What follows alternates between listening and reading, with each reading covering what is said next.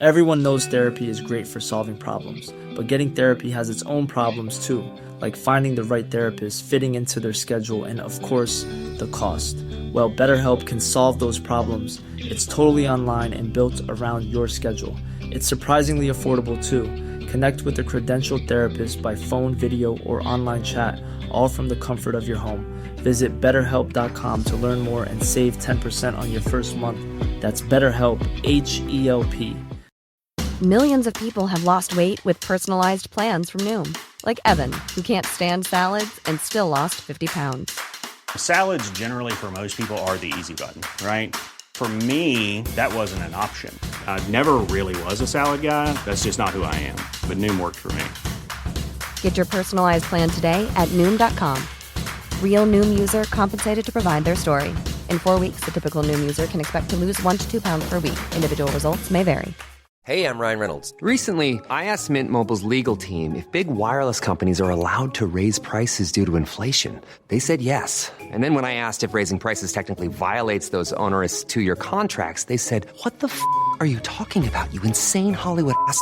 So to recap, we're cutting the price of Mint Unlimited from $30 a month to just $15 a month. Give it a try at mintmobile.com/switch. $45 up front for 3 months plus taxes and fees. Promo rate for new customers for limited time. Unlimited more than 40 gigabytes per month. Slows full terms at mintmobile.com.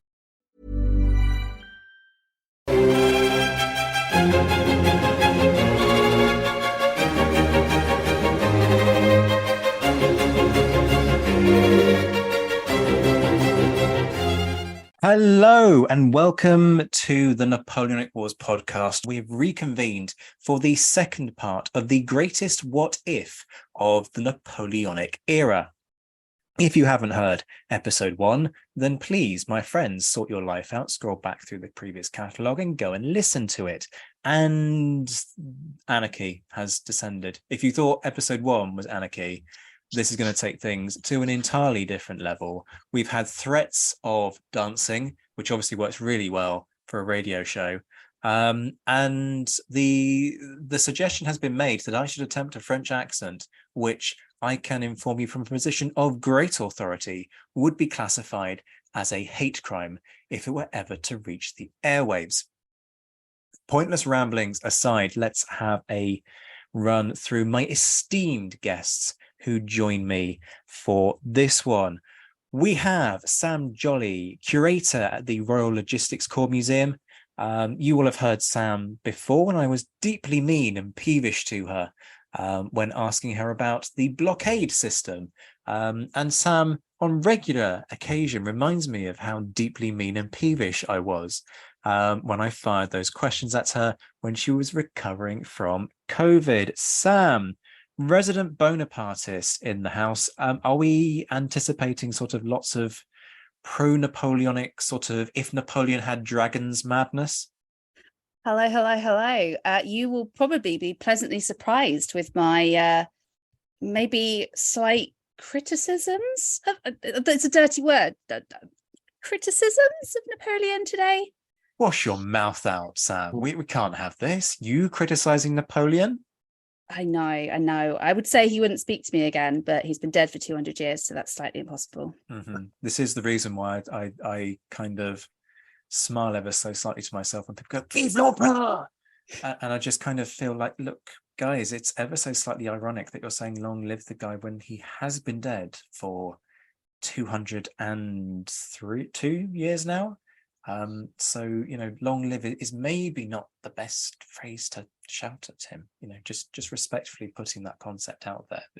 There's an inconsistency that you might want to address. Sorry to raise the elephant in the room.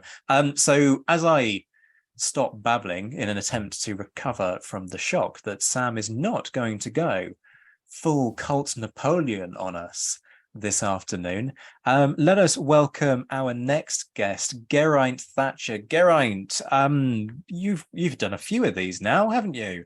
Are you going to be recommending any books over the course of this one? I say that as a tease that Geraint will take very well, because he knows that I know that he knows that he has form. Yeah, and you're not the only one that said that to me as well, Zach, either. So, how are you doing, my friend? Good to see you. Yeah, not too bad. Hope everyone else is well as well. So it's yeah, I'm looking forward to it. I'm going to be interested to see where you go with this, because you do like to throw a kind of curious what if Wellington met Davout concept into the Twitter debate. So as my I've got third guest buries his head in his hands, so it's going to be fun to see what you come up with this one, because you do like a bit of a what if scenario given the opportunity. Yeah, I've got a few. I think some of them though, I think the ones I'm thinking of, because I mean you can have thousands of what ifs for everything, but these ones I think were like genuine issues. So they may have, or what could have caused issues at the time. I thought of one for just off the top of my head. I mean, can't go huge too in depth, but one for Wellington in the Peninsular War, and one for, well, a couple actually for essentially tied into the same thing. Two for Napoleon and his invasion of Russia in the War of 1812. Okay, so we're going to go back to the War of 1812, the Russian War of 1812 rather than the American War of 1812. For those who That's for the Wellington one, but the Russian that does feature and was actually a concern of Wellington's. It was he was worried because he gets a lot of grain for his army to feed his army from America, and he was incredibly worried. Certainly, as the war was being declared, or as things were starting to get serious with America, that they would stop the grain supply, and he was genuinely worried about that. And then the Americans essentially decided to put, even though they literally declared war on us, decided to carry on supplying their enemy's army. But hey ho. Hold that thought, because we'll get into the proper history stuff in a bit. I'm loving the enthusiasm that already you just dive straight in and you're like, bang, history, facts. I'm not sure some of my other guests are going to be as kind of dedicated to the history over the course of this one. It may descend. No, don't apologize, mate. Do not apologize. You're trying to kind of drag this back to what the show should be about and do my job for me of being like the proper informative host, as opposed to whatever nonsense it is that I do. Last but by no means least, joining us for this one is Josh Provan, Master of Adventures in Historyland. I nearly kind of mixed up my introduction there, called you Master of Bullock's Grain and Good Madeira, which is a title that actually some people would quite enjoy, because I'm sure it has its benefits. Josh, I am conscious that part of where I got the idea for this one was you basically having a bit of a rant about, what if scenarios and how you're not entirely a fan of them. And yet here you are, my friend. It feels like somehow we're sort of completing a circle that might corrupt the, I don't know, time paradigm continuum thing. How are you doing? That's what I'm getting at. How are you doing? Doing well, Zach. Doing well. Happy to be back. Yes, I'm on record as having issues with too much what-ifing. I'm on history rage. That was my rant. As much of a rant as I ever give. But it was essentially that people take it too seriously. So, but I did admit, and I do admit, that it's fun to do them. I find them a laugh. And you can learn things through them as a sort of a thought exercise, and this should be fun.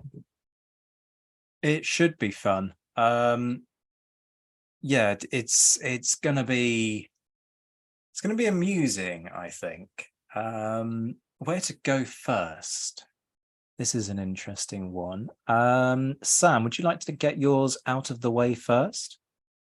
That's a yes from Sam for folks who aren't seeing this because it is a radio show.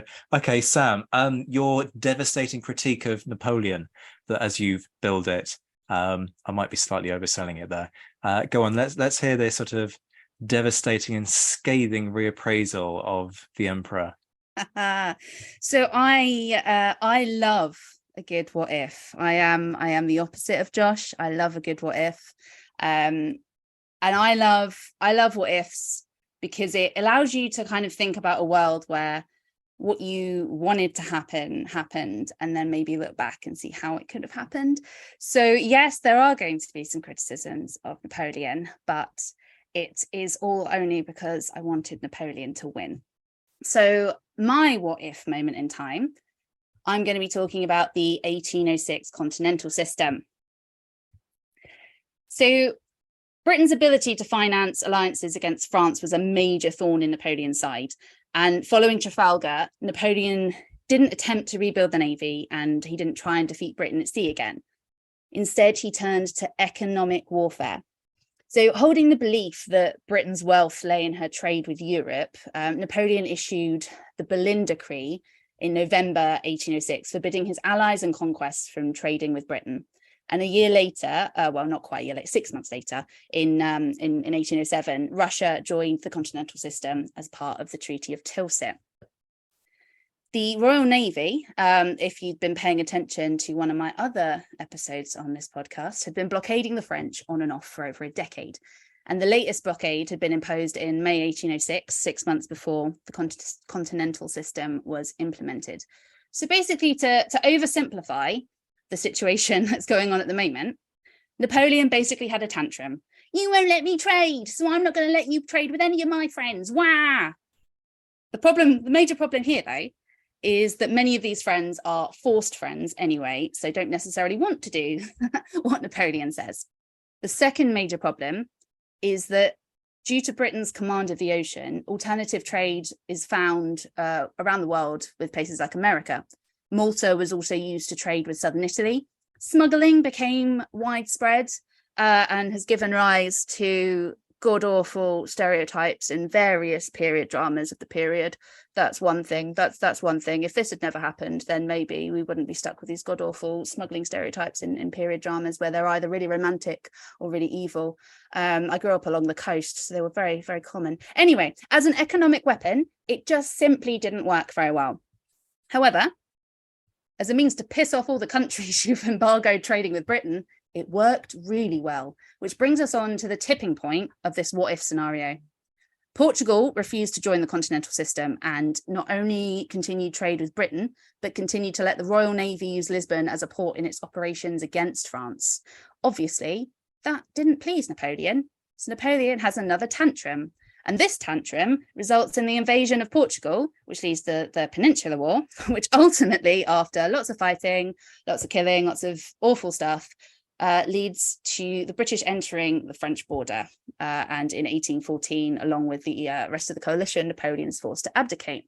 Similarly, when Russia leaves the continental system in 1810, Napoleon has another tantrum and invades Russia, resulting in his infamous disastrous retreat. So the crux of this really is what would have happened had Napoleon never implemented the continental system, and if instead he just tried to consolidate the territory and alliances he already had in 1806. So the problem I now have is that I'm not a political historian. So I love this scenario, and then I have zero knowledge in any of the in-depth political nuances that are going on in the area. So perhaps relations with Spain were already going to be at breaking point, and a peninsular war of some kind was perhaps always on the cards. And perhaps something similar might have always happened with Russia. But in the context of a peninsular war and a retreat in Russia never occurring, would this have led to a more stable French empire? And as I said, so with every political situation, there's undoubtedly many nuances, and these might have led to other conflicts, and they might then have led to the downfall of Napoleon. But that's why I'm framing this more as a question rather than a statement. And the answer is probably intrinsically tied to another question. Could the Treaty of Tilsit have meant peace in Europe in this alternative universe? And the problem also actually lies in Napoleon's long-term intentions, which you can't really tell because the world didn't happen. So we don't know what his intentions would have been in this other world. But did he want a unified Europe at any cost? And would he still have launched those invasions anyway? So the continental system, it actually damaged the French economy more than the British because of the Royal Navy's response and the enhanced blockades. And at one point, the Royal Navy was also taking any ship that was bound for France, and it all got very messy. So even if Napoleon had still launched similar invasions for other reasons, if he hadn't if he hadn't put the continental system in the first place, the Royal Navy blockade may not have got to the point where it was impounding ships it hadn't impounded before, and France might have been in a better economical place to be conducting these invasions. So regardless of whether a lasting peace would have been on the cards, I think that without these wars, even if you don't look at the politics and the long-term ramifications of this what if, those particular wars would not have happened without the continental system. And without Napoleon's subsequent tantrum, millions of lives would have been saved. And this is one of the few times you will ever hear me say that Napoleon was the problem. Wow. Excuse us whilst we sit back with our mouths agog at what we've just heard.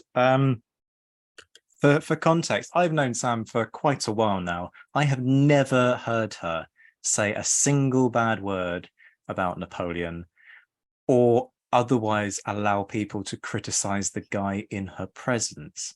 So what we have seen here might be the start, perhaps, of Sam seeing the light. I may be slightly overselling the situation here, but I'm going to take the mick because I'm not going to get this opportunity again. So I'm going to fully exploit this to the max.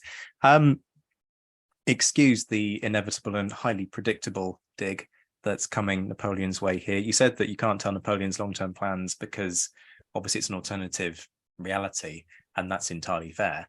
At the same time, though, is it perhaps the case that you can't tell Napoleon's long-term plans because you can't trust him as far as you can throw him?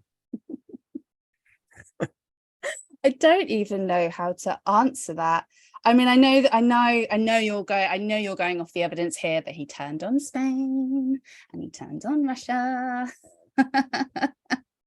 I mean, maybe I don't even know how to answer that.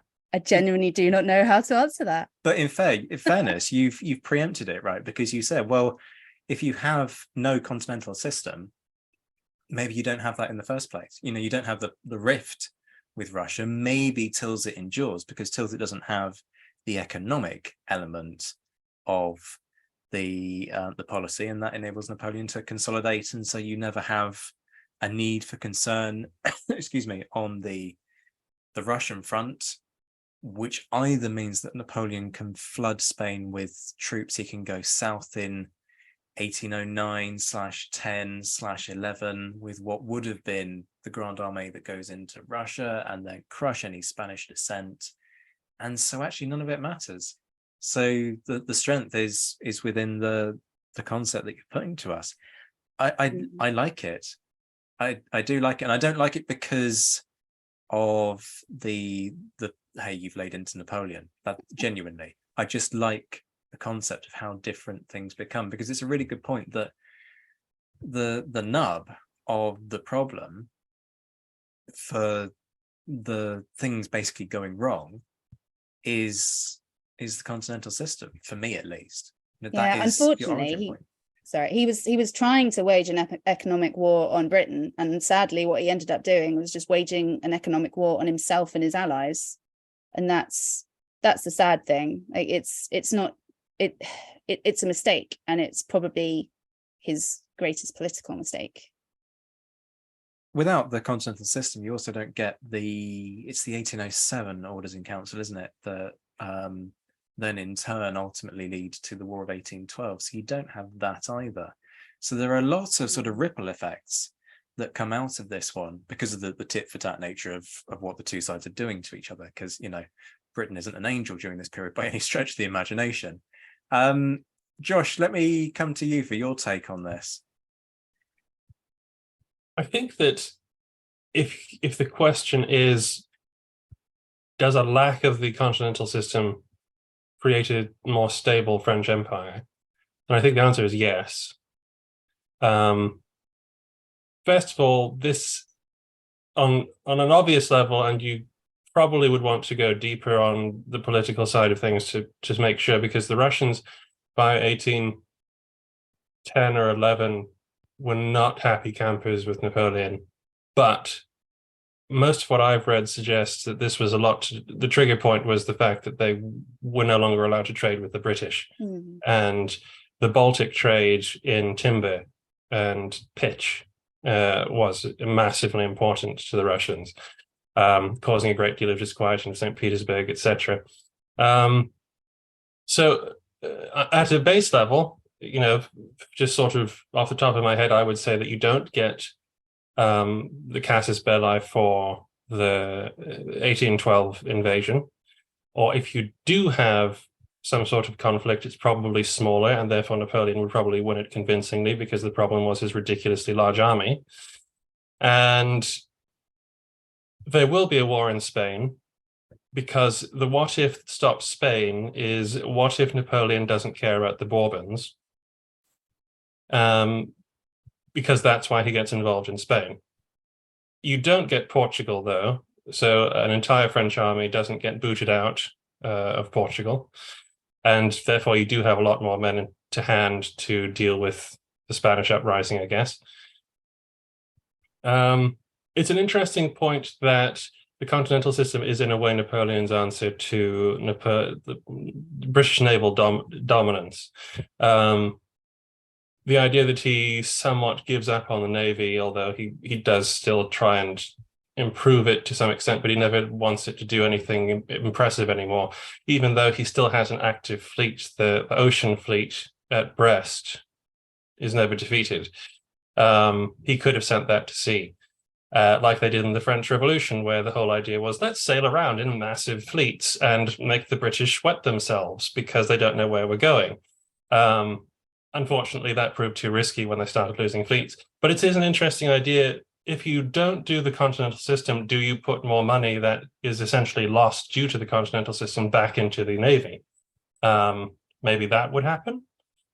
But I do think, actually, that if Napoleon could have just not ticked everybody off with the continental system, basically, eventually, as he was winning wars on the continent, as he was making friends on the continent, as he was being recognized as the Emperor of France by the Russians and the Austrians, the British eventually have no choice, essentially, especially if there is a change of government, than to accept this. And the British are the main problem for Napoleon.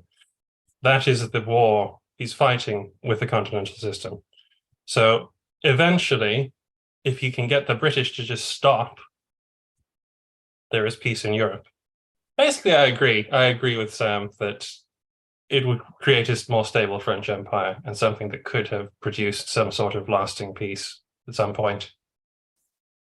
I'm just mulling over. Maybe not. I'm just mulling over whether I agree with you regarding the Peninsula War, because it is a good point that you make. The problem, inverted commas, problem for Napoleon is the Bourbons, right? They're right on his doorstep. He hates them. He has a vendetta against them. He attacks them anywhere they are. He literally writes that if there is a Bourbon, I will kill it. Basically. Yeah, it is a good point that he's not going to like it. Could always letter offering to join in with I can't even remember now, the Prussians in 1806. Yeah. Probably didn't help matters either. It didn't, but I always look at that and go, it almost seems it's basically 1808 is a long time to wait to exact your revenge, right? Yeah. And that often surprises me about Napoleon. And it's not so much revenge. I think the problem is he can't seem to. It's weird because in his earlier years he can admit when he was wrong. Like, for example, in his earlier years, he says he only ever got into power by luck. When Moreau asked his success in his 1796-1797 Italian campaign, he was actually very egoless. He just said it just consisted of him marching very fast from one flank to another. And, then he sort of grew an ego, like convinced himself of his genius. And that's... Can I just say at this point, every word that you're saying is like stabbing a dagger into Sam's heart. But I agree completely with what you're saying. There comes a point, I think, when Napoleon starts to almost believe his own hype. And I think that's where things properly go wrong, because there is a point, as I've said a few times, where I can look at Napoleon and just kind of, there are things that I struggle with, the misogyny being a big one there, but there's a lot of good that's coming at certain points from Napoleon's rule. And I think he was, as you say, I think he was just he was a very insecure man, and he always had that drive that wanted to win. Like, for example, he was playing. I can't remember if it was on St Helena or whether he was on his way there. He was with his mother, and he was playing cards, and he tried to cheat. He was cheating. He was trying to cheat with his playing cards with his mother, and I think his mother slapped him over it. But it was just like.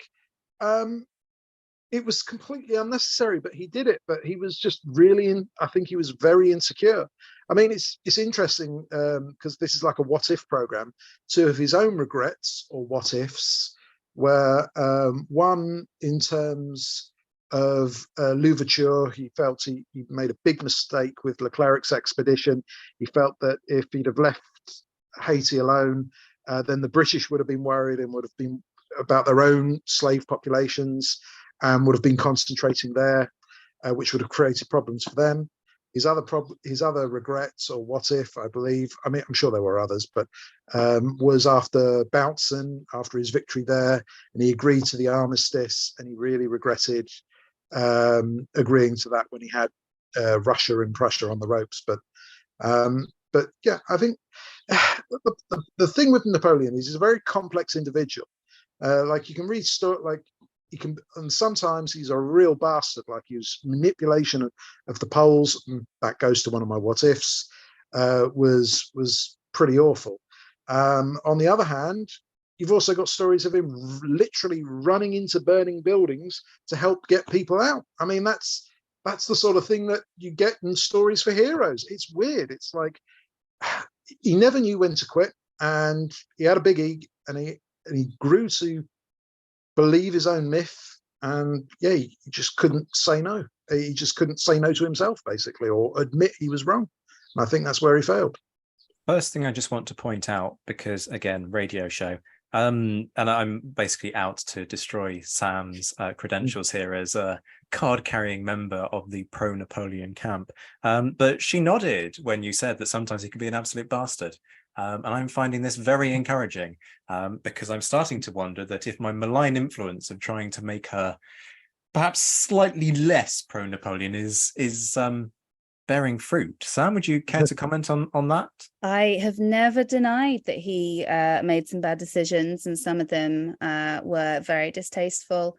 But I enjoy the complexity. So that's why I nodded very enthusiastically when you said that he was a complex man, because he is a complex man. And I don't think that's a bad thing. I think most people are complex. The thing about Napoleon is that not many people are given the reins of a giant army and leadership of a country and the ability to invade other countries. And it is one of those another what if, like what if the average person was put in that position and was able to just go and invade places. I don't think that every single person would do that. I'm not saying we're all just inherent like empiricists and stuff, but it's not. No leader is one thing, and even more than that, no leader has everyone's perceptions of them being the same. So there are definitely going to be things that we think that he said and felt and stuff that actually are not necessarily true. We might think you're running into a burning building to save someone, example, that versus, you know, people thinking him like a megalomaniac, for example. That's other people's perceptions of him versus something he did. I completely agree. Yeah. So I do agree with you. He is a complex person, but from the other side of that scale, I love him because he's complex. And again, that's a perception. Yeah. No, also, not going to lie, I found that anecdote about his mother slapping him absolutely hilarious. Like, I don't know if it's true. It's the first time I've heard that.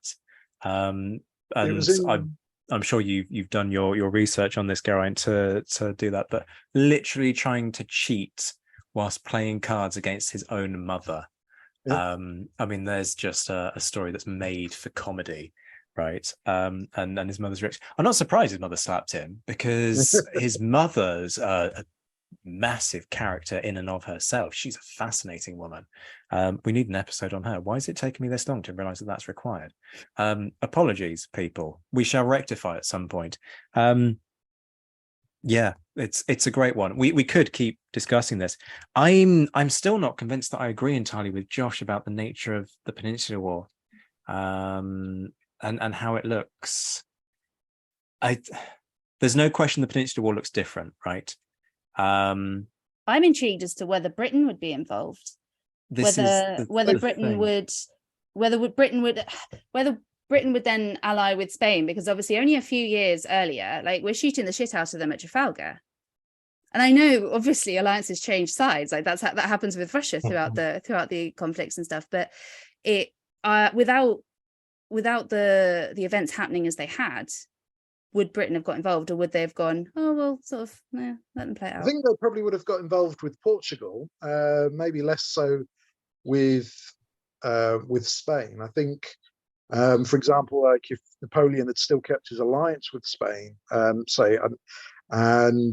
there would have been essentially like the 7 Years' War, where there was a war with Britain and Portugal versus the Spanish and the French in that war. So I think it would have been confined to sort of like, I wouldn't have seen Britain getting out of the Portuguese frontier, to be frank, no matter how successful they were, just because the army was too small. But Josh is poised here. I think you're going to take a barrage from Count Lando's arsenal at this point. But yeah, I would agree with what is about to come out of Josh's mouth, in that I disagree with that. Britain doesn't lift a finger in 1807, which is the moment to really go and help the Portuguese. It's only, this is what's really kind of difficult to work out in this alternative Peninsular War does it happen scenario, because it's the Spanish uprising that really excites everybody. Now, my counter would be, if you don't have the damp squib that is the French invasion of Portugal, does that not create the dichotomy that then really sparks everybody's imagination? But Josh, I'm getting ahead of myself here, so let me bring you in. Well, I don't want to take too much time. We have two other what ifs to get through, but I'll clarify. When I say that the Peninsular War will happen, I mean that the French will try and occupy France, whether the continental system exists or not, because that has nothing to do with the continental system. That is Napoleon's other weakness, which is meddling in the sort of internal policies and rulers of varying countries that he thinks he can what I'm losing my words, but he thinks that he can take control of. He doesn't think it's a mistake. He thinks he's being a sort of a statesman when he does this. He thinks he can sort of kick all the Bourbons out because they're all inbred nincompoops, and he can put a fresh king on the throne, etc. So I think that's going to happen. Now, I take your point very well. Would the British get involved? That is impossible to answer, I feel. It would depend on whether the Spanish do win those early victories and sieges, Baylen, Zaragoza, stuff like that, and the same enthusiasm is felt in Britain to land a blow, because they were looking to land a blow. They tried in Scandinavia, didn't work out, and so they was actually looking for a place to do this. Portugal was the ideal one, because it got invaded. There was a massive uprising in Spain. It spread to Portugal. The reason Portugal happened was absolutely to do with the continental system. So therefore, if you do not have a cause to invade Portugal, the British are percentage less likely to go for Spain, especially because they did kind of hold their breath a little with the Spanish. They were kind of expecting it to get squashed really fast before they could do anything. And it was everybody's surprise and delight when the French were not taking fortresses, when they surrendered at Baylen, etc., like that. So if you don't have the continental system, you don't get the invasion of Portugal. The British are less likely to involve themselves in Spain, but you are still going to get a French invasion of Spain. I think that's a relatively fair assessment there. And to add to that, I wonder, again, this is more of a question. Basically, this is me just quizzing you guys on what you think of my what if. It leads me to the question of whether maybe Britain would actually have just, if they were going to step in, just do what they like to do and bankroll Spain. Very possible. I think they would probably still hang around the Netherlands, to be honest, to look for another opportunity there because they're obsessed with the place. Oh, wouldn't it be great street waffles? Exactly, right? To be fair, we bankrolled Spain anyway. Yeah. So they I would. think that's probably our answer, right? Yeah. They would have if it lasted long enough. If there was a guerrilla uprising, if there was a junta in exile, because the other point that Geraint made, I believe someone made, is essentially that the tangle of alliances, Spain is still allied to France. Technically, when the war breaks out, Britain does not ally with the government that was at war with them. They ally with the juntas that have to take over when the government is overthrown and a new one is created after Joseph's. What is it? It's the Treaty of wherever Napoleon locks away the Bourbons when they come to say it's when the Bourbons go to France to ask Napoleon to mediate. No. We've had that. I could say it again in the hope that it's right the third time. I believe it begins. Is it the Treaty of Fontainebleau, Josh? I believe it begins with a T. But anyway, moving along because it's not coming to me. With the 7 Years' War problem, you have the problem that the Spanish wait a very long time to get involved in that war. They get involved at the worst possible time in the 1760s when the French are losing in Canada. And as soon as they get into the war, the British slam down on Cuba, take Havana, and basically it's an utter disaster. The British don't have much interest in Portugal. I think they send John Burgoyne there, and he runs around with some cavalry for a while, very impressively, it should be said. But it's more like that was a big maritime strategy. That was Pitt's. Let's kill them at sea. Let's take away their colonies, etc. Something. Oh, look, the Spanish have arrived, and we've already defeated the French. Well, everybody go to Cuba. So, in a very flippant summary of everything we've said, so basically we've ascertained there wouldn't have been a Peninsular War as we know it. British Army probably wouldn't have gone to the Peninsula, which means no Sharp books, which means that poor Marcus Cribb might these days, in that what if scenario, he would be an Aubrey fan. He would be a Jack Aubrey fan. And maybe the world would be us. The world would be. I believe Wellington's army was off to Mexico, and then it got diverted to Portugal. So yeah, it was.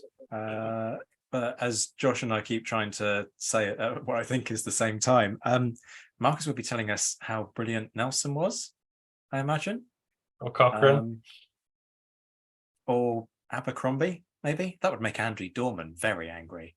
Suggestion that Abercrombie was brilliant. He is not a fan. I mean, I don't want to steal History Rage's thunder, but having Andy Dorman on to rant about Abercrombie could be quite an entertaining episode. Which Abercrombie? Ralph Abercrombie. Okay. There's a few of them. Yeah. Yes, let us move on. Sam's helped us wrap this up and move us forward. Applause. Good what if. Geraint, I'm going to come to you next. Yeah. So my what ifs. I mean, I think Sam did the biggest what if, the continental system is. But for me, I've got, there's probably three. There's possibly the two of them are sort of tied together. When Napoleon invaded Russia, the Russians were worried about two things. One was him restoring the Kingdom of Poland, and the other was freeing all the Russian serfs. In order to placate the Russians that he was fighting, he did neither. And he was always very cynical with the Poles, like he needed their manpower, but he had no intention of restoring the kingdom, and essentially did sort of like a midway thing with the Duchy of Warsaw. But I think both those situations could have really helped him and would have been, may have made things different. I mean, if the Russian government had a giant serf uprising, they're going to have to divert troops to that no matter what, with the Kingdom of Poland as well. Well, the Poles and the Russians are sort of ancient enemies anyway. And yeah, you've already got, and you're also taking away the propaganda of him as a conqueror, rather he's going in as a liberator on a propaganda side as well. So I think both of those could have helped him enormously, but obviously he doesn't like to admit when he's wrong. Okay, so you gave us three. So you were going to go with three, and you've given us two. Yeah. What's the third one? The third one was with Wellington, because a lot of his grain supply was from America. And when America declared war, he was genuinely worried about what would happen. As it went into 1813 and things were a bit different, it didn't matter. But certainly for that early beginning with the declaration of war, if the Americans had cancelled the grain supply, it would have put him in a very precarious position, especially as he's launching his own offensive into Spain. And yeah, I think for whatever reason, the Americans at the time, well, it was greed basically, but they decided to carry on with the trade. But if they'd have cancelled the trade with the country they've just declared war on, that could have made things very difficult for Wellington and his army in Portugal and Spain. Hey, I'm Ryan Reynolds. Recently, I asked Mint Mobile's legal team if big wireless companies are allowed to raise prices due to inflation. They said yes. And then when I asked if raising prices technically violates those onerous two-year contracts, they said, "What the f*** are you talking about, you insane Hollywood ass?" So to recap, we're cutting the price of Mint Unlimited from $30 a month to just $15 a month. Give it a try at mintmobile.com/switch. $45 up front for 3 months plus taxes and fees. Promo rate for new customers for limited time. Unlimited more than 40 gigabytes per month. Slows full terms at mintmobile.com.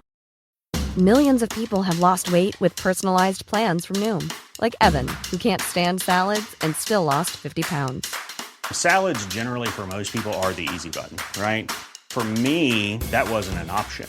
I never really was a salad guy. That's just not who I am. But Noom worked for me. Get your personalized plan today at Noom.com. Real Noom user compensated to provide their story. In 4 weeks, the typical Noom user can expect to lose 1 to 2 pounds per week. Individual results may vary. In terms of the logistics side. Okay, so we've had three there for us to unpick. Where to begin? Let's start with perhaps the easier one, which is the what if the Americans decide, actually, you know what, well, you're not having our grain. Firstly, yes, you're absolutely right. He was unquestionably very, very concerned about the implications of the grain supply. The first time I picked up a document in the Wellington papers, which is the big archive of all of his papers in Southampton Uni, the first letter I picked up was about grain. And I'm looking at this thing, not fully understanding the context, because I'm like second year undergraduate and just poking around for the fun of it. Because, you know, all normal people poke around Wellington's correspondence on a Thursday afternoon, don't they? And yeah, he was deeply concerned. So there's no question about that. What implication does it have? Well, it works both ways, doesn't it? Because part of the reason that the Americans are inclined to sell the grain is because it's good for them economically. And that then enables them, ironically, to fund their own war against the British. But at the same time, the more immediate crisis is, as you say, for Wellington, well, where the hell's my food coming from? Spain and Portugal not really being a place that's going to have enough to help with all of that. Bear in mind that large chunks of the Portuguese countryside efforts were made to enact a scorched earth policy. It didn't really work. I think a lot more is made of the idea than the actual reality. And I say this with a lot of love in my heart to the Portuguese, but there are attempts in their interpretation centre in Torres Vedras to really kind of make this idea that the countryside is stripped bare because of the patriotism of the Portuguese people. And sorry, folks, but the sources suggest not really. I mean, the very fact that Massena is able to stick it out for a good chunk of the winter in Portugal and isn't sent packing much sooner is an indication that doesn't really work out. So yes, the grain, that's an interesting one. The War of 1812 perhaps ends up being shorter, but then does the Peninsular War end up? I don't know what happens with the Peninsular War, frankly. I genuinely don't.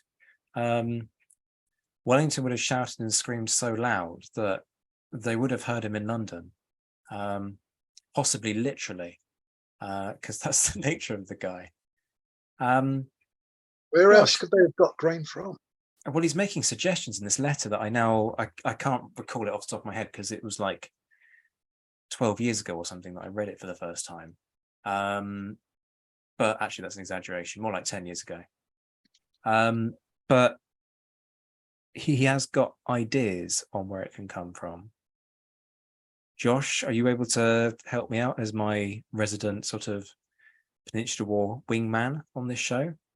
Not specifically, no, but my thoughts are roughly that although it would have been a pain to lose that grain, it wouldn't have been terribly difficult to replace it, especially as in 1813, we know with hindsight, there is not long in the Peninsular War to go.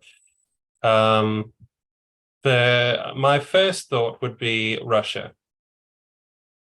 Now, everybody might think, what, Russia? They've been invaded. They've just gone through a massive economic hardship. Most of their country is in ruins. Actually, no, it's not. All the grain-bearing land in the south, where the Polish told Napoleon to go and he ignored them, is still there.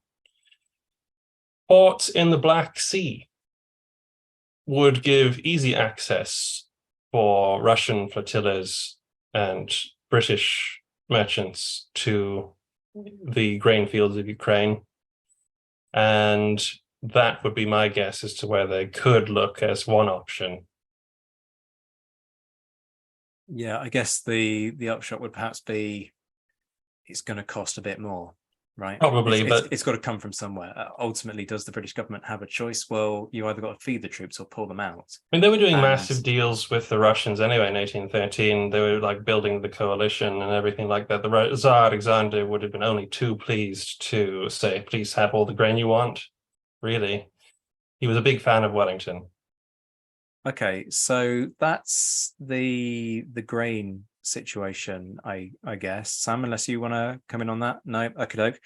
So that leaves us with the knottier problem of the what if he goes all in on Polish independence, which is really interesting. It's a really popular one actually online. And also the what if about the serfs, which is again a popular one that gets discussed on social media. Does Napoleon have to not be Napoleon in order to side with the serfs is my only question. It's kind of that delicate line between, I'm not saying that he's not Wellingtonian in his outlook when it comes to the working classes. Of course he's not. But equally, there's that danger of making out that he's a man of the people, which in a number of respects he's also not. And Napoleon has a kind of healthy fear of the mob because he's seen what they can do. That's literally how he's climbed his way up the greasy pole, and suffered for it on occasion. He's seen how unstable it can be if you just suddenly en masse give the people rights. So would he have been so fearful of the social upheaval that he'd never have gone there is my only question. Stunned silence. Well, yeah, I don't know who you want to go to first. Oh, anybody. We're around the pub table at this point. Mine's a shandy. I've seen this before. The Polish and the serfs. I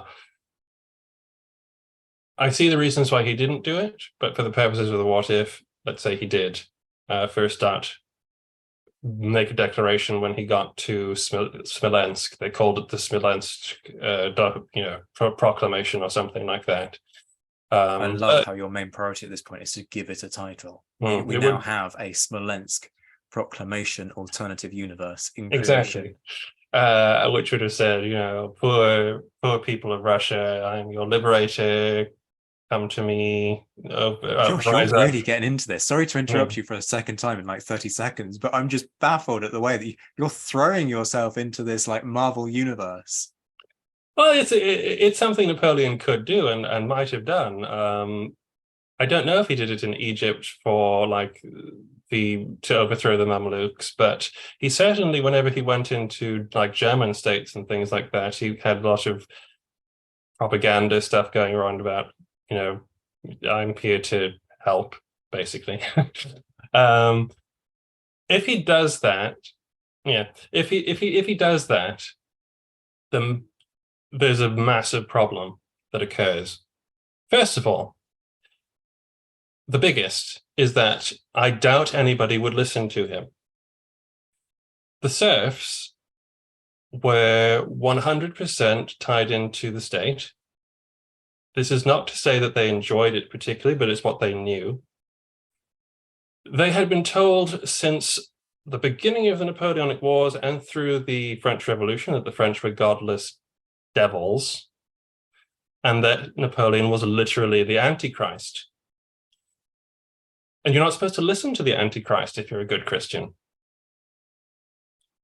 There's that whole thing, I reject the devil and all his ways.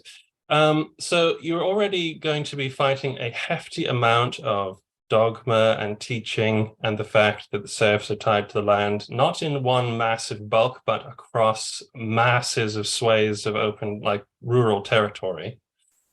So you're not going to get a popular revolt, is the first thing.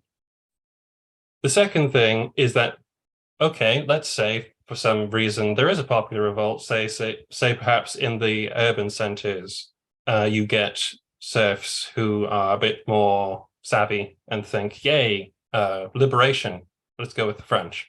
You're actually more likely to get this from the bourgeois, actually, of Russia than the serfs. You're actually more likely to get more support from liberals in Russia than serfs, who are very conservative by nature. What's the problem is going to happen if you get a popular revolt is a ridiculous amount of mouths to feed. These people will rise up, they will attack their overlords, they might seize sort of farmland, they might seize this and that. We must bear in mind the myth of the popular revolt in Spain. It's not what it seems. It's not a nation in arms. It wouldn't be. It will be pockets. Even the myth of the popular rising in the Russian War of 1812 is a myth. It was not the peasantry that harassed the Grand Army out of the country. They tried to stay out of it as much as possible. But basically, if they all go to Napoleon for sake, what's he going to do with them? How's he going to organize them? He's going to get what he's going to do is he's going to delegate it to the Polish, because none of the French speak Russian for a start. And it's a big mess, and I don't think it's going to do him any good, to be honest. I think it was very sensible to keep that card very close to his chest and see what happened. Geraint, I'm going to give you the right to reply against that withering onslaught of a counter. It wasn't meant to be withering. It was just... I've seen it before. I've thought about it before. It's my thoughts are formed on this matter. Josh is probably right. I do think, though, in terms of... He could have done it. I mean, for the purposes of the what if, yes, he could have done it. Yeah. I mean, like you say, and also having the Poles as interpreters for the Russians would be interesting there. I mean, I guess it's more from a 21st century liberating people that literally, it's called serfdom, but essentially it was slavery in all but name. But it was pretty brutal. Tell you what it does do. It really helps Napoleon's long-term reputation. It's another problem he'd have to deal with, basically, is all we can say about it. Whether it would have had any good outcome to the actual campaign, I think he would have. I think he was going to wait until he basically won to do something. And even then, to be honest, his goal was not actually to overthrow Alexander. His goal was to try and get Alexander back on the team. Yeah, I mean that's the thing, isn't it? He wasn't trying to, like you say, he wasn't trying to overthrow Alexander. I suppose. I mean, there were. I mean, don't know enough about it, so I could be wrong. But during the Crimean War, wasn't there quite a few serf uprisings, which was one of the reasons why the Russians agreed to the peace for that war? Oh Lord, we don't go that late in history on this show. I can't even get my words out. Such is my shock at the idea that we would delve into anything past 1825. Serf uprisings happened. They could happen. It wouldn't be in the numbers required to make a considerable difference, but it would have done its PR a lot of good. Sure. Yeah, and then of course there's the other one, the Kingdom of Poland. Poland.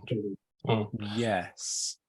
So my one on this is it smarter the way he plays it simply because it keeps the Poles interested, right? I mean, the incredibly cynical.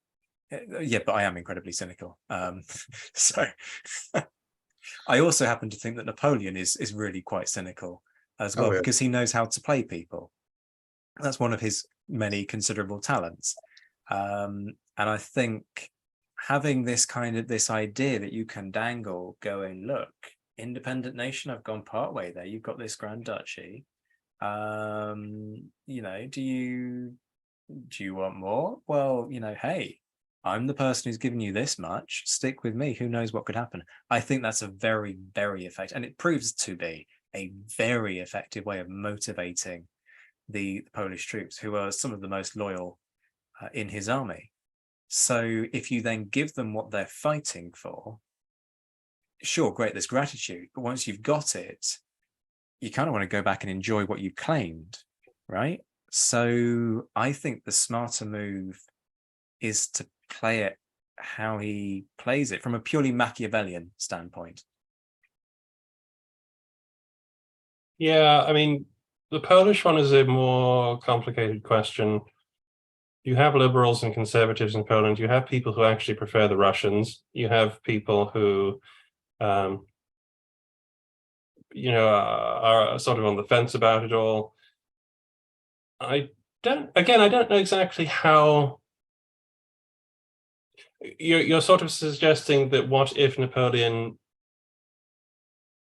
because he already creates the Duchy of Warsaw, and he does use it as a sort of a, first of all, as a carrot to the Polish nationals, and also as a stick against Alexander. Basically, like he's basically saying, I have your ancient enemy who hates you in the palm of my hand here. I can take it away from you really easily, and he could, or I can let you have it back. He wanted it as a diplomatic tool, so I think it's very unlikely that the what if would happen. But if he did do it, it's very difficult to say how that would have affected the campaign, because he already had. I mean, the largest national contingent in the Grand Army of 1812 was the Polish one already. So I don't really know what. Yeah, it's hard to see exactly how it would have affected the course of the campaign, to be honest. It would have been nice if he'd done that. Like if he'd won, certainly it would have been a very nice gesture. Maybe he would have. I think it's likely he might have, to be honest, at some point. But hard to say how it would have affected 1812, since the Poles were already definitely on side. Thinking more after that, after 1812, in 1813, when the Russians are going in, would if he'd have instituted an independent kingdom of Poland, I mean, would essentially Alexander, who's convinced he's on a holy mission from God to liberate Europe, how does that square with trying to essentially repartition and reoccupy Poland? Doesn't it strengthen it from Alexander's position? You know, he's got this vision, but he's not happy with the idea of the Grand Duchy, let alone a new kingdom. So sure, it's there, but the idea that it can be dismantled, you know, that it's the same, fundamentally, it's the same kind of hurdle that's got to be jumped, whether you dismantle the Grand Duchy or whether you dismantle the kingdom, would be my counter. What are your guys' senses on this? You want to go in with anything, Sam? Okay. We're criticizing Napoleon. She's had her 18 allotted amount of Napoleon critique for this month. 1813. Wow. Okay. My feeling is, again, Napoleon already had all the support he needed from Poland, and to be honest, I think from the way he set out the campaign, he assumed he was going to lose it very soon in the campaign. He wasn't.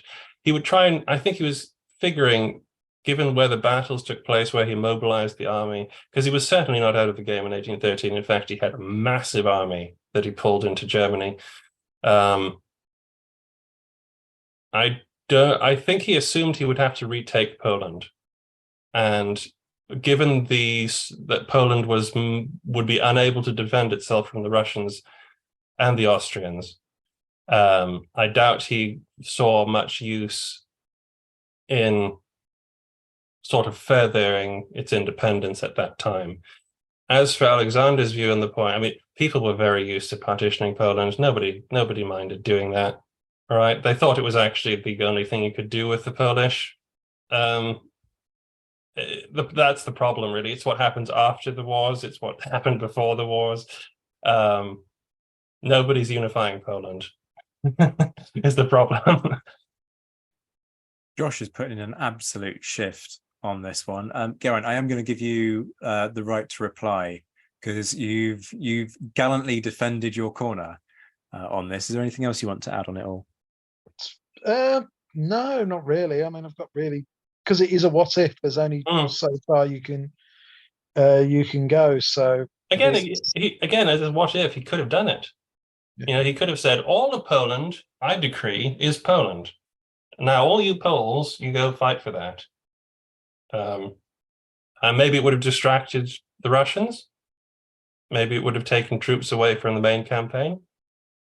Possible. Okay, so Josh has been happy to hand it out. Now the boot is going to be firmly on the other foot. So Josh, what's your what if? My what if, and I'm on the record as not taking these terribly seriously. So by all means, come in, have fun with it. I did, thinking it up. It's the what if nobody asked for and nobody cares about as well. What if Napoleon invaded India? Okay. This is going to take some explaining. You've bitten off a hearty challenge here, my friend.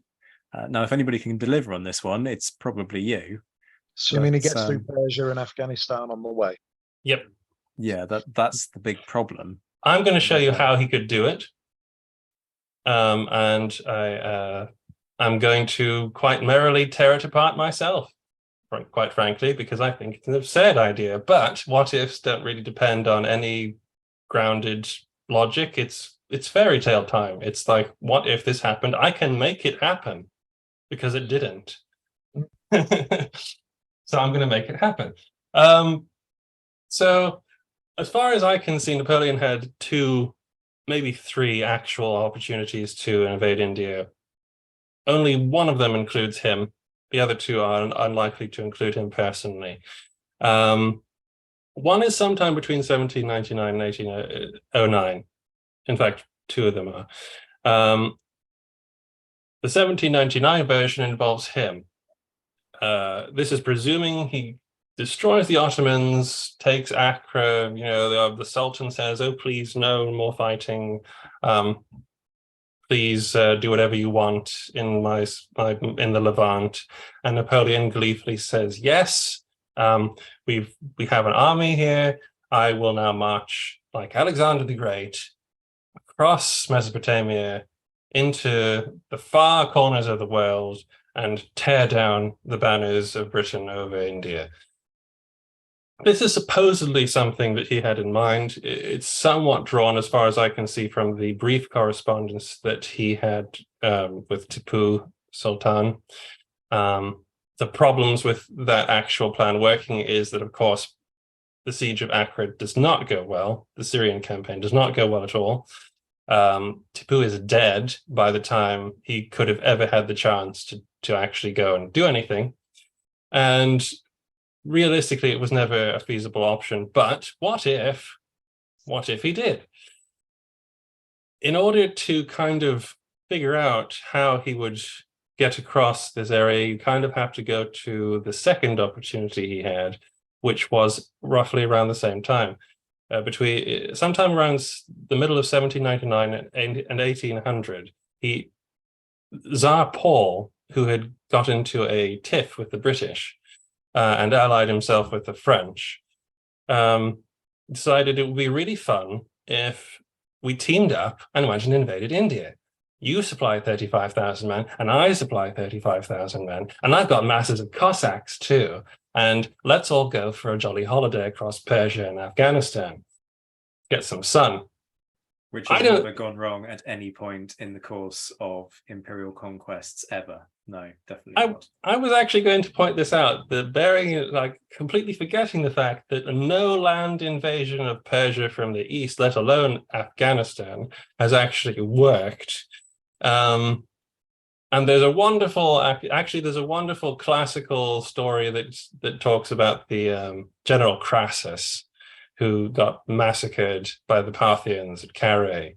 When he was marching towards Mesopotamia, he met a Persian delegation who said, "Hey, bro, what's up? Why do you want to invade us? Do you have to come here?" And he said, "Yes, I must conquer Mesopotamia because you're all evil and Rome is good." And the Parthian emissary basically shrugged and then turning up his hand so that Crassus could see the palm, he jabbed 2 fingers into his palm and said, "Hair will grow from here before you ever see Mesopotamia." And I think, to be honest, this is essentially what would happen to most European armies attempting this trek. The French were supposed to get to the Caspian Sea via the Danube, so Tsar Paul thought. The Danube across the Black Sea to the Caspian Sea, where they would link up with the Russians and then descend on a Persian port on the southern end of the Caspian Sea, from where presumably you would attack Tehran and possibly Shiraz. The campaign in Iran, whether it was French or Franco-Russian, would undoubtedly, first of all, cause immense casualties in terms of disease and, mostly disease and starvation, because the logistics are very long and complicated. And Iran is nowhere near as geographically, we'll say, simple as Egypt and Syria. But let's say that he goes into that Napoleon or one of Napoleon's generals, I think Tsar Paul wanted Massena, storms around in Iran for a while, takes Tehran, defeats the Persians in an open battle. It's the Qajar dynasty in Iran at the second, led by Fath Ali Shah, Shahen Shah. And he has an immense 100,000 strong army, mostly of cavalry, which successfully defends the city of Yerevan around 1808, 1809 against the Russians. And it's the cities that are going to cause the problems, just like in Syria. But let's say that he takes the cities and he defeats the Parthians, who have been unable to, for some reason, gain money, ships, extra men and munitions from the British, who, yes, the British are in Persia already. They're already in the Persian Gulf. They've been there since the 1600s. And there's been a lot of diplomatic goings on actually between India and Persia in order to stop the Afghans attacking the northern India. The French have taken, this is how they would take Iran. Essentially, you would attempt to play off the nobility against each other. You would destroy their field armies. You would take their cities. It's possible. It can be done. You would lose a lot of men doing it. And if it's the French and the Russians doing it, then you can pretty much assume everybody hates each other by now. But now, well, hey, we've taken Persia. Awesome, guys. We put a puppet presumably on the throne in Tehran. And then you have to get across Afghanistan. Afghanistan is now at the second run by the Durrani Empire, the Durrani dynasty of kings. The British have been very, very scared of a gentleman by the name of Zaman Shah, who has been wandering around, prowling lion-like around the Himalayas and Hindu Kush, threatening all sorts of nastiness if he is allowed to descend into Hindustan and retake control of the Mughal emperor in Delhi from the godless Marathas. They were very worried about him. They're much more worried about him than any great game Russian, French nonsense. But therein lies an interesting thought. Zaman Shah doesn't like the Marathas. He doesn't like the British. If you win big in Persia, Zaman Shah might actually say, hey, want to team up? Now, if it's Napoleon involved, I have the distinct impression that at some point he's going to end up fighting Zaman Shah, because Zaman Shah obviously wants to keep his kingdom for himself. And so there's a whole mass of diplomatic problems that could occur here. But so to simplify it, he could make an alliance with the Afghans, with the Durranis. It's possible. Whoever is in charge of this expedition could do that. If he has to fight, he has to take Herat and he has to take Kabul. And again, massive logistical problems, no matter if you have now the wealth of Persia behind you and presumably auxiliaries. Very problematic getting across Afghanistan, as we all know, unless you are an Achaemenid Persian emperor, Alexander the Not So Great, or Genghis Khan. You really shouldn't be fooling around in Afghanistan. But, okay, what if he's managed to take Persia? Completely forgetting as well, by the way, the Ottoman Empire in all of this, which he would have had to have dealt with as well. Anyway, let's say he's done all this, and by this point, my goodness, can you imagine the political fallout that he's made it, that he's conquered Afghanistan and Persia, and he's got to the gates of India? This would be big. This would be very big news. He would be the new Alexander, literally, because this is just not possible to do. What on earth sort of army he would have by this point, I have no idea. But he's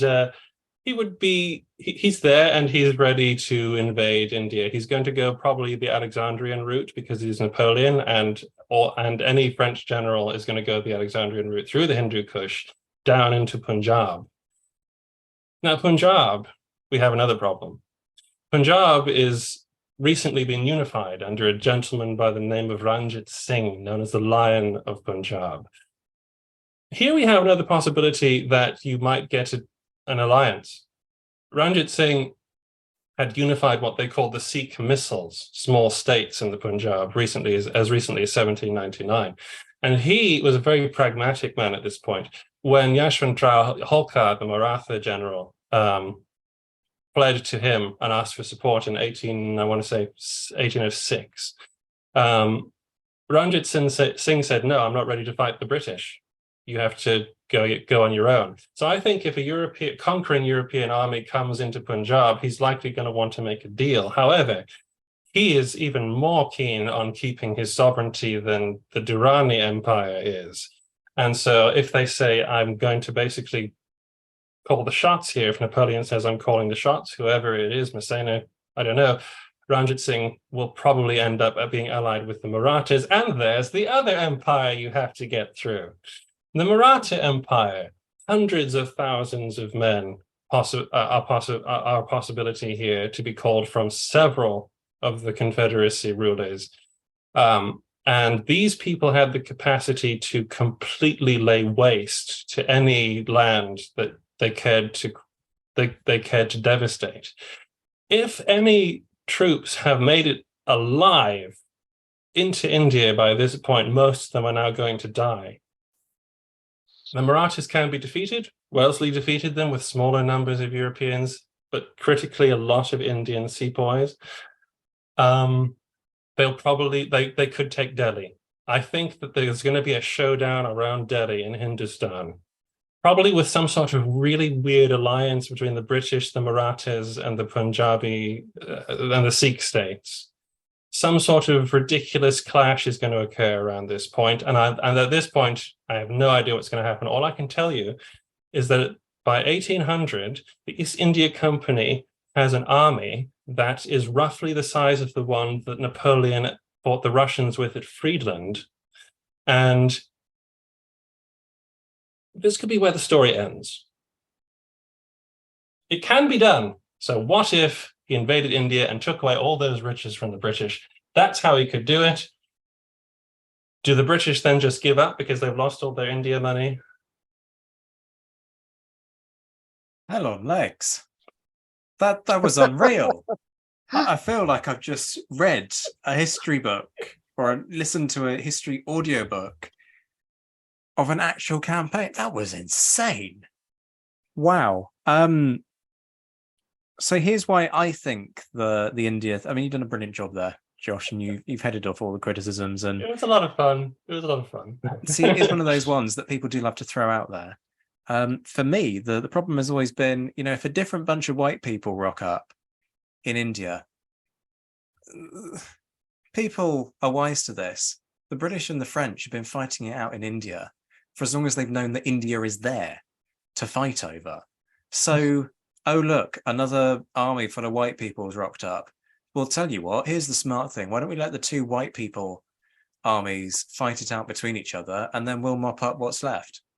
That's like the clever play, and these are clever people. So that's why it's not going to work, because they're going to get outfoxed by the population. There is no doubt that this is a major consideration for anybody thinking about what would happen if Napoleon invaded India and offered to liberate, in quotes, the Indian nations, because there are still large Indian empires at this time. There's no guarantee that they would choose the French over the British. The devil is right there. There's no guarantee there would not be some sort of neutrality. The Marathas had tried to stay out of British affairs already by this point. Basically, there's no guarantee since Tipu died in 99, certainly, that any kind of support would be found in India beyond the enemies of the South Asia, like you find in Afghanistan, and etc. So this is a very good point. I mean, the only way that this works is if we throw in a curveball in there that's like, what if Napoleon had dragons? Which I say, knowing full well, Sam would have loved that in like a Game of Thrones / Master and Commander bizarre crossover world. Well, there is that. There is a book series on that, but that would the dragons would then counterbalance my main concern, which is the getting across Afghanistan and all of the mountain warfare. But dragons would solve that. You don't need to go through the mountains because you just go over them. Air power. Yeah. And if you've got now you're going to regret bringing this up, Nazak. So say the average cannon might be carried maybe between 2 dragons, so they could carry the artillery over too. And maybe if you've got little dragons, it depends on the size of the dragon. Little dragons, you might need maybe 6 or something, or 4, but you could definitely fly your artillery pieces to just wherever you needed them, rather than having to hoist them around the place. That would be a complete game changer as well. And then, depending on the type of, if you were using ones that had the little I'm losing my I'm too excited, I've forgotten the technical term, where you've got the the firing thing on top, the dragons could just go with their breath and just light all of the cannons at the same time. Beef. Nice. Well, the other nice thing about cannons, dragons, would be that the British, who control the coast all along from the Persian Gulf to India, they could burn them. Fleets suddenly become redundant. They could burn, they could burn the boats. And you can tell that Sam is loving this concept because of that evil laugh that you've just heard in the background. I also, Josh and I once played a computer, like an over Zoom war game together once, and I was on a team with people who had some really good tactical theories. One of them was an ex like American Army officer, so I it was Ed Goss actually. So I didn't really feel comfortable with coming in with tactical advice. So basically, every turn they went, "What do you think, Sam?" And I just went, "Burn the village." So I think Josh is now probably getting flashbacks. It's a strategy. It may have to be employed in the scenario I just sort of laid out there as well. Sam, are you sure that in another life you weren't advising Messina on like how to not win hearts and minds amongst the Portuguese population during the third invasion of Portugal? Because the resemblance there is uncanny. It's a sobering thought on which to end. I feel like we should kind of try and bring something sort of smart and historical together, but actually, what if Napoleon had dragons is probably as good a point as any to end, quite frankly, because this is the point, right? That all of these have been a bit of fun. It's been a belter of an episode. Thank you, all three of you, for your time. Folks, you've been listening to Sam Jolley, curator of the Royal Logistics Corps Museum at Worthy Down. Sam, your Twitter handle is _Jolley. That's a statement of fact. Yep, that is correct. But Jolley isn't spelled ha, isn't that a jolly good time? It has an E, Jolley. Yes, going back to your French ancestry, I'm sure. We should probably sort of pronounce it Jolie. French for beautiful. Just going to throw that out there. There you go. You heard it here first. Geraint.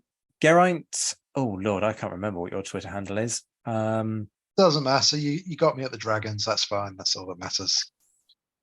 Geraint doesn't care about like social media uptake from this. All he cares about is, can we craft like a film? Never mind Ridley Scott with his new film about Napoleon and falling in love with Josephine. He just wants like an alternative universe, big blockbuster Hollywood production on Napoleon with dragons. Hey, if somebody wants me as a historical advisor for that show, I'm available. Speak to my people, which consist of me. So basically speak to me because I don't have people. And last but by no means least, Josh, at Land of History, author of books Geraint and Good Madeira, Massive Adventures in Historyland. Folks, you should know Josh by now. If you're not following him, then come on, sort it out, please. He's on like all the time. He's my wingman on this show. Yeah, it's been fantastic. Thank you all so much for your time. Take care, and I have no doubt we'll be chatting about similar madness in the not too distant future. Folks, you know the drill by now. If you're new here, remember to hit that subscribe button so that you can find your way back. And if you're loving the show, remember to leave a review. It makes a vast amount of difference in terms of helping this show to reach a wider audience. Much love to all of my Patreon supporters who hopefully are going to start enjoying some slightly different elements of the perk package. Shout outs to my mentioned in Dispatches patrons: Rob Griffith, Brendan Teeling, Beatrice de Graaf, Lynn Dawson, Lucy Tatner, Jim Deary, Josh Keeney, Colin Fieldhouse, Stephen Colson, Jim Getz, Stephen Gillen, Hugh Brennan, Alistair Campbell-Grieve, Andy Meakin, Mark Anscombe, Rob Coughlin, Bruins Girl, Noah Fink, Mark Trowbridge, Mars Reedy, Nick Overland, Graham Goodwin, Chris Pramas, Anthony Gumbau, Anonymous American, Martin Pisani, Ulrich Decado, James Flueck, Roger O'Donnell, Natasha Hobday, Rod Schwager, Chris Kimball, Gary Dennis, David Graylick, Ted Andrews, David Malinsky, Richard Anderson, Arthur Forgy, Sam Moore, Wyatt Pollock, Carol Dixon Smith, Roland Shark, Jason Moran, and Mark Chestnut. And the Admirals: John Haynes, Ryan Diamond, JC Kaiser, Bob Burnham, Mike Guest, Liam Telfer, Todd and Led Campbell, Graham Swidenbank, Rachel Stark, Mark Duckers, David Maxwell, David Priest, Graham Callister, Sean Sullivan, Stephen Ashworth, Dan Hazelwood, Kate Walcombe, Steve Carter, Clemens Beman, Charles McKay, Reto the Sci-Fi Fan, and Tim Day. I'll be back very soon, but until then, I'm Zach White. This has been the Napoleonic Wars Pod. Take care of yourselves, my friends. Stay well, stay safe, and as always, thank you for listening.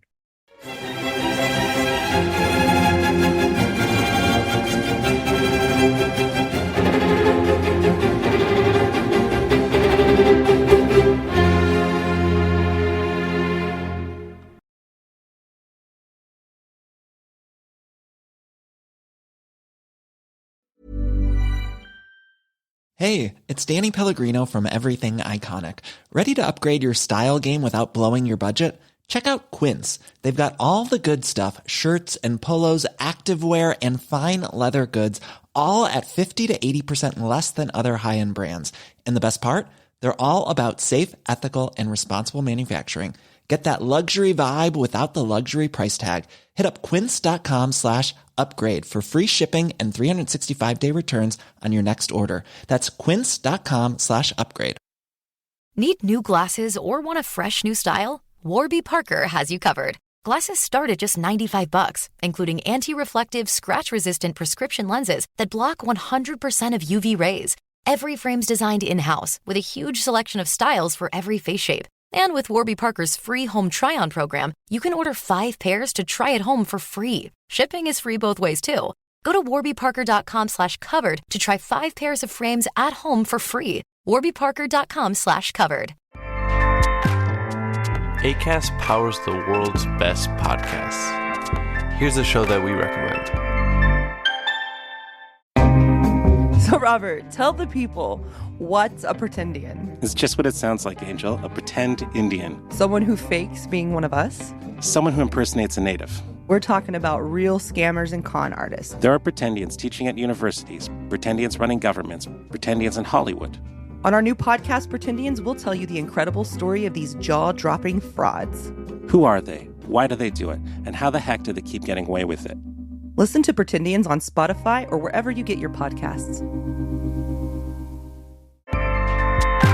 Acast helps creators launch, grow, and monetize their podcasts everywhere. Acast.com.